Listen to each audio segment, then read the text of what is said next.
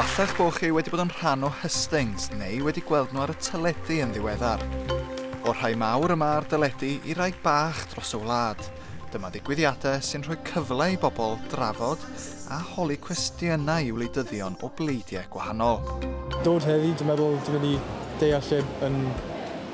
deall mwy ti wybod.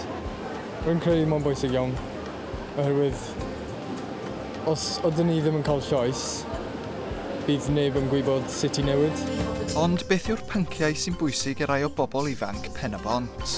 Y pethau sy'n pwysig i fi yw beth ydyn nhw'n mynd i wneud i helpu pobl ifanc fel ni a beth ydyn nhw'n mynd i wneud i Cymru oherwydd mae yna pethau fel arian a amseroedd bod ti angen aros am ambulans hefyd sydd yn effeithio pobl a dwi eisiau newid mewn hynna.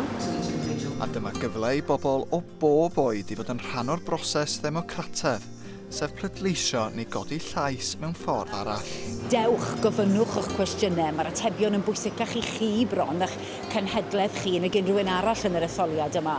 Felly cyfle sy'n yma iddyn nhw ddod yn rhan o'r broses a teimlo hyder bod gyda nhw gwestiynau i'w gofyn. Fi ddim yn gwybod faint o ffydd fydd gyda nhw yn yr atebion, ond mae'n bwysig bod nhw'n cael y cyfle i holi. Gyda dyddiau i fynd tan yr etholiad cyffredinol felly, mae pob llais yn bwysig.